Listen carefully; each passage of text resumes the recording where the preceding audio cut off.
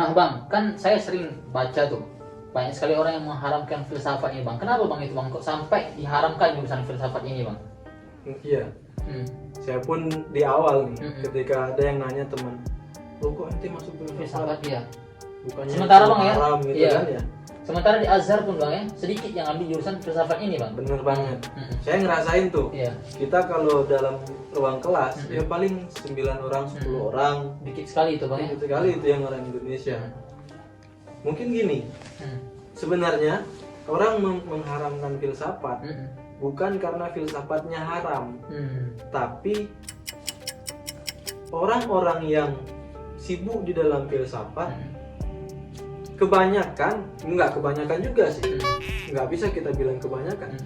ada aja tuh Iya, ada Yang- aja oknum-oknumnya bang ya. oknum sebenarnya yang bilang aneh-aneh, Hmm. kayak wah Tuhan tuh nggak ada, lalu kemudian orang mengatakan seperti itu sebenarnya nggak punya dalil yang kuat. Hmm. Nih misal mungkin gini, orang mengatakan seperti itu karena orang yang sibuk di dalam mempelajari filsafat lebih cenderung bermain dengan logika, ya mempertanyakan hal-hal yang nggak nyambung, nggak jelas gitu kan. Sedangkan agama sendiri sudah Memperjelas ya. Bang? menjelaskan Hmm. itu, Hmm. lalu kemudian juga dikuatkan dengan dalil-dalil yang kayak misal gini, Hmm. apa di dalam Al-Imran, Hmm. Al-Quran ada yang muhkam, Hmm. ada yang mutasyabih, Iya. dan orang-orang yang di dalam hatinya itu terdapat zaid, Hmm. selain itu dia akan cenderung mengikuti hal-hal yang mutasyabih. Hmm. Kenapa? Pengen bermain-main dengan logika, Iya. menuhankan logika. Hmm. Selain itu dia mengambil filsafat Hmm. tidak semuanya. Hmm. Dia mengambil, oh saya main-main dengan logika, Hmm. seru, asik. Istilahnya tuh kayak filsafat itu dibikin ajang Ajang main-main gitu bang. main-main, terus ajang apa ya? Biar cepat Iya, terkenal. biar wah gitu bang ya, Wah. main filsafat itu. Karena kan orang jarang tuh yang Iya. ambil, sehingga kok kayak wah gitu ya filsafat ya. Nah mungkin orang-orang oknum-oknum yang seperti itu sebenarnya yang membuat filsafat sebenarnya menjadi Hmm. ya Sedikit dianggap dipandang lebih. negatif Hmm. sebenarnya. Tapi lebih banyak daripada oknum-oknum itu, filsafat memberikan hasil yang bisa kita lihat Hmm. apa ya? Hasil-hasil yang baik lah bang ya. Hasil-hasil yang baik yang bisa kita rasakan. Iya. Hmm. Toh kita memahami arti hidup ini juga logika kan. Hmm. Iya. Selain itu ya logikanya sebenarnya yang penting, dan kita harus memahami mana step-step untuk memahami filsafat itu sehingga nggak dikatain apa haram lah, inilah, nggak semuanya. Hmm. Itu hanya oknum-oknum aja. Oknum-oknum saja bang itu bang. Iya. Nah kita lanjut bang pertanyaan bang ya. Apa bang persiapan kira-kira kalau misalkan kita mau masuk pada jurusan akidah filsafat ini bang? Kemudian mau jadi apa bang kita kalau misalnya kita masuk pada jurusan akidah filsafat ini? Ini pertama Hmm. persiapan ya. Hmm. Persiapan apa aja gitu? Kita lihat dulu di dalam filsafat itu dia jurusan yang ada di Azhar kan, akidah wal falsafah. Falsafah. Hmm. Akidah dan Filsafat. filsafat. Nah, di situ ada tauhid, di situ ada ilmu kalam, di situ ada filsafat.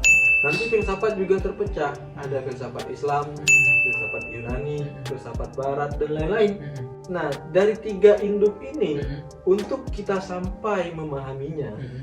itu kita butuh ilmu mantik. Nah, mantik adalah alat Hmm. yang menjaga pikiran kita agar tidak salah di dalam berpikir, Memahami, ya. di dalam memahami. Hmm. Disitulah fungsinya. Kita sebelum jauh ke sana, kita perlu nih memahami mantik seperti apa ilmunya. Hmm. Dari situ baru. Nah, yang sering nih, yang menarik. Apa itu? Saya Bang? sering menemukan kayak gini. Hmm. Ketika teman tingkat 1, tingkat Iya, 2 kan betul. Azhar nih Iya. penjurusan Tulisannya tingkat pada 3. 3 ya, seperti video saya yang sebelumnya itu bang sudah saya jelaskan di sana. Ya. Hmm. Tingkat 1 Tingkat- semuanya usuluddin. Iya, Tingkat usuluddin. 2 masih usuluddin umum. Hmm. Tingkat 3 baru Baru penjurusan. Hmm. Saya nanya, ke teman, Mm-mm. nanti mau jurusan apa? Nah, ada yang jawab kayak gini, lihat nantilah bang, Iya. masuknya di mana. Mm-mm. Saya sebenarnya selalu nggak sependapat dengan orang yang bilang seperti itu. Karena kenapa? Karena benar yang ente bilang, Mm-mm. kita untuk masuk ke dalam satu jurusan kita butuh persiapan. Persiapan, benar. Itu kan pertanyaannya. Iya. Kalau kita misalnya bilang, nantilah, lihat nanti, Lihat sikon lah lihat gimana sikon kan. lah nanti. Iya. Kapan ente mau persiapin? Iya. Sedangkan jurusan-jurusan yang ada di Azhar itu ya Harus butuh persiapan. butuh ya, Bang? persiapan, Iya. nggak bukan sekedar kayak hubungan, Iya. jalanin aja. Iya. Naik angkot gitu kan. Iya. Nantilah turun di terminal akhir. Iya. Nggak bisa kayak gitu. Hmm. Kita butuh Persiapan. persiapan. Kayak ilmu kalam ya butuh kita baca-baca bagaimana pengantar ilmu kalam, bagaimana pengantar tauhid. Yang paling penting bagaimana kita memahami ilmu mantik. Karena yang saya alami nih Iya. di dalam akidah, Mm. di dalam akidah, Akidah. tauhidnya kita nggak lagi berurusan dengan bagaimana apa dalil bahwa Tuhan itu satu. Mm-mm. Enggak kita bilang dalilnya kul huwallahu ahad Allahu samad. Enggak gitu. Kalau kayak gitu ya bagaimana nih yang nanya orang dari misalnya bukan Islam. Nanya apa bukti Tuhan satu? Mm-mm. Kita bilang kul huwallahu ahad. Lah dia Tuhan aja nggak percaya, bagaimana mau percaya Percaya Al-Qur'an? Iya. Ya kan? Cara jawabnya nggak lagi dengan itu, dia dengan logika. Orang ini sibuknya dengan logika, maka kita jawab dengan logika. Iya. Kalau Tuhan dua, Mm-mm. yang satu ingin hujan, yang satu ingin panas, Jadi ribut mereka. ribut kan Iya. mereka. Simpelnya kayak gitu. Iya. Nah kita butuh nih mantik. Nah dalil-dalilnya adalah bagaimana nalar kita, bagaimana logika kita bermain. Tapi permainan logika kita Mm-mm. tetap dalam pembenaran syariat. Iya. Bagaimana syariat mengatur, Iya, mengatur. disitulah logika kita akan oh iya, Mm-mm. oh iya. Kayak misalnya kita sholat Mm-mm. takbiratul ihram kan Iya. pertama. Ya rukunnya. kenapa harus takbiratul ihram? Kenapa gitu, Bang? pertama takbiratul ihram? Kalau misalnya kita jawab, ya gitulah hukumnya. Kalau gitu doang orang nggak puas kan? Iya. Lalu di filsafat atau lebih spesifik kita ke tasawuf. Mm-mm. Karena kita kembali dulu ke takbiratul ihram itu apa? Takbir artinya membesarkan. Membesarkan. Ihram itu artinya menyucikan. Membesarkan. Membesarkan Tuhan. Mm-mm. Sebelum kita masuk ke sholat nih, Iya. sholat kan bagaimana kita berkomunikasi dengan Allah. Tuhan kan? Sebelum kita komunikasi, kita membesarkan Tuhan. Mm-mm. Sudah di dalam diri kita Tuhan sudah maha besar, Mm-mm. maka kita perlu ihram, mensucikan Mensucikan. diri kita dari pikiran kita dari selain Allah. Baru kita masuk Allahu Akbar. Di situ. Saya, oh iya, secara logika, oh iya ya. Nah di situ kita penting. Nggak semuanya orang itu bisa menerima Apa yang dalil Iya. nakli. Toh ada dalil akli. Disitulah fungsinya. fungsi. Perlu kita perdalam bagaimana ilmu logika, bagaimana nalar kita harus berfungsi sebelum kita masuk ke dalam filsafat secara khusus, dan untuk segala hal seperti yang nanti bilang usul fikih perlu, Iya, perlu. syariah perlu. Apakah di lughah nggak perlu? Perlu. Semua perlu, tapi ya ini yang saya alami bahwa untuk masuk ke dalam akidah filsafat perlu persiapan, pengantar tauhid, pengantar ilmu kalam, pengantar filsafat, dan paling penting pengantar mantik, Mantik. logika. Mungkin seperti itu. Nah tadi bang yang jurusan yang mau jadi apa gitu bang kalau misalnya kita ngambil filsafat ini bang? Kalau saya kan orang syariah, mungkin kalau misalkan pulang ke Indonesia kan ditanya tentang hukum syariat. Kalau misalkan ada jurusan lughah, misalkan bisa jadi ya penerjemah dan lain sebagainya. Kalau misalkan tafsir, hadis kan jelas gitu bang. Iya. Nah kalau filsafat jadi apa bang kalau misalkan kita masuk pada jurusan itu bang? Saya Mau jadi termasuk apa gitu? gini. Hmm. Saya termasuk orang-orang yang nggak sependapat. Hmm. Kalau ada yang bilang kamu Jurusan- kuliah jurusan apa, terus nanti Iya. mau jadi Jadi apa? apa, ya? Loh, emang kita sekolah mau menjadi sesuatu? Hmm. Saya rasa nggak seperti itu. Itu terlalu sempit memaknai Iya. pendidikan. Hmm. Toh pendidikan bukan untuk sebatas mau jadi apa sebagai gitu bang? menjadi apa, enggak. Lebih kepada kita itu ingin memahami diri kita melalui apa. Iya. Itu adalah sekolah. Saya ingin memahami diri saya melalui berpikir, memahami logika. Saya sudah bilang di awal bahwa bagaimana cara kita untuk memahami. sampai kepada sikap yang bijaksana. Memahami itu ya bukan sekedar ayah saya paham, saya lapar, saya makan, saya ini. Enggak seperti itu, enggak sesimpel itu kan. Kita memahami diri sendiri itu adalah bagaimana kita mengatur sikap kita, bagaimana kita mengatur pola pikir kita. Dan pasti nih, saya bisa mastiin kalau orang yang sudah bisa bersikap seperti itu, bersikap bijaksana dalam perilakunya, dia akan sensitif terhadap sikap orang lain. Si dia lagi ngambek, si dia kok kayaknya kata-katanya berbeda. Itu pasti ada yang berubah. Sensitivitas yang ada di dalam diri kita itu lebih itu bang. Lebih hidup. Itu. Jadi memang kalau kita balik nih ke pertanyaan, mau jadi apa? Gitu kan? Ya saya rasa gini, nggak bisa fakultas seseorang nggak bisa menjamin dia mau jadi jadi apa. Enggak, tapi lebih kepada hobinya apa. Nah, saya lebih kepada ini, ketimbang orang yang dia cita-citanya mau jadi pilot tapi dia nggak hobi. Karena orang tua ingin dia jadi pilot, tapi sebenarnya dia nggak hobi. Apakah berhasil dia jadi pilot? Saya rasa enggak. Karena itu bukan hobi dia. Makanya yang paling penting adalah bagaimana kita menyukai apa yang kita jalani. Fakultas apa yang kita ingin, fakultas apa yang kita sukai, itulah yang akan kita masuk. Baru kemudian menjadi apa ke depan tergantung apa yang kita sukai, tergantung apa yang ingin kita jalani. Mungkin seperti itu. Jadi kita nggak sempit memaknai pendidikan. Kamu masuk ini mau jadi apa? Enggak seperti itu. Yang penting tidak ada jaminan juga di enggak menjamin. Nih yang menarik ya. Mungkin bisa teman-teman lihat sendiri bahwa Mesir, saya rasa ya, tidak menjanjikan apa-apa bagi terhadap kita. Tidak menjanjikan apapun terhadap mahasiswanya. Tapi Al-Azhar menyediakan apapun yang kita inginkan. Azhar tidak menjanjikan apapun terhadap kita, tapi dia menyediakan apapun yang kita inginkan.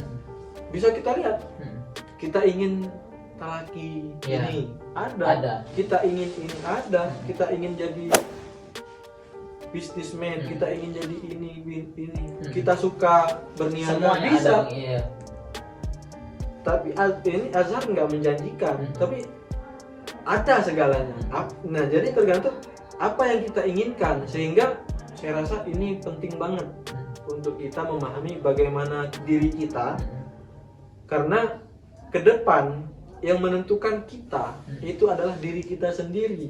Toh orang tua mungkin hanya mensupport bagaimana anaknya ingin. Kamu ingin apa ya silakan, yang penting itu yang kamu sukai. Sehingga yang paling penting adalah bukan mau menjadi apa, tapi apa yang kamu inginkan. Kamu ingin menjadi apa ke depan, itu yang kamu sukai, itu yang kamu usahakan. Bukan jurusan kamu apa, mau jadi apa, enggak. Apa yang kamu inginkan. Apa yang seperti inginkan ya bang ya? Iya. Nah bang, mungkin ada kegiatan yang menunjang bang, kayak seperti saya nih bang ya. Kalau misalkan di syariah kan misalkan ada waris kayak falak gitu bang. Kalau di jurusan akidah filsafat ini apa bang? Sombong amat. Komunitas itu sangat perlu. Komunitas istilahnya tuh agar kita lebih mudah untuk mencari kegiatan ya. Kayak di sini begitu banyak komunitas-komunitas yang istilahnya bisa menunjang keilmuan kita. Kayak di pemikiran itu ada Al-Mizan Study Club, ada SAS, ada Lakbesda, dan banyak kajian-kajian lain yang itu sibuknya di pemikiran. Iya bang, ini kan saya punya koleksinya ini Nah, dari iya. Al Mizan Study Club bang. Kayaknya abang dulu pernah jadi koordinator daripada Mizan Study Club ini bang. Ya, iya kemarin saya sempat Mhm. menjabat sebagai koordinator Koordinator, ya. di Al Mizan. Mizan. Ya di situ sebenarnya Mizan itu adalah sekumpulan orang-orang yang mempunyai hobi yang ya. sama, Mhm. hobi yang sama. Mhm. Jadi kalau memang benar kita sama-sama hobi di sini, ayo Mhm. kita nyatu di sini, kita cari kegiatan yang bermanfaat yang bisa menunjang kegiatan kita. Kayak contoh komunitas lain misalnya yang suka Al-Quran, yang misalnya dia sudah dari dulu sibuk dengan Al-Quran, Ada tempat tahfiz. ada tempat tahfiz. Nah di situ mereka sama-sama suka. Jadi karena berawal dari suka, Mhm. dia akan menikmati kegiatan tersebut. Jadi nggak terpaksa kan, nggak terpaksa. Oh saya menjalani ini terpaksa, enggak, karena dia suka. Suka. Jangan sampai kita jadi mahasiswa yang kayak Kupu-kupu. kuliah Iya. pulang, Iya. kuliah pulang, Mahasiswa di kupu-kupu. kupu-kupu. Iya. Mahasiswa kupu-kupu ya bukan salah, tapi ya disayangkan lah kan. Kita udah Sebagai- jauh-jauh di sini, masa kuliah pulang doang. Ayolah kita ngumpul di komunitas kajian, komunitas menulis, banyak komunitas lain. Bahkan ada kita tuh komunitas fotografer kan. Ya di situ memang mereka hobinya sama, sehingga dengan bersama kita akan lebih mudah Iya. untuk menjalani semua kegiatan. Bersama itu indah Bang. Bersama itu indah. Indah sekali. Kayak kita nih bersama nih ngobrol, Iya. indah. Kalau Indah. Ngobrol sendiri sendiri ya bisa dibilang gila bang, lebih gila. dari filsafat itu. Lebih dari filsafat.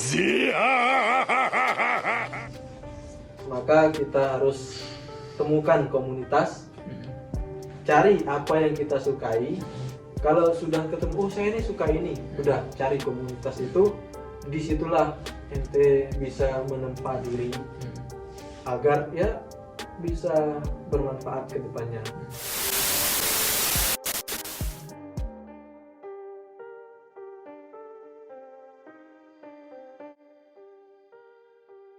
Oke teman-teman, hanya ini yang bisa kami sampaikan. Jika ada kritik dan saran, kami silakan untuk komentar di bawah. Dan sampai ketemu di video selanjutnya. Ada sebuah ungkapan. Hidup itu nggak sekedar mengejar cita, tapi juga cinta. Saya Sujani Ponereza Saya Ucu Aulia Salim. dan terima kasih banyak. Wassalamualaikum warahmatullahi wabarakatuh. Terima kasih Bang Ucu atas waktunya.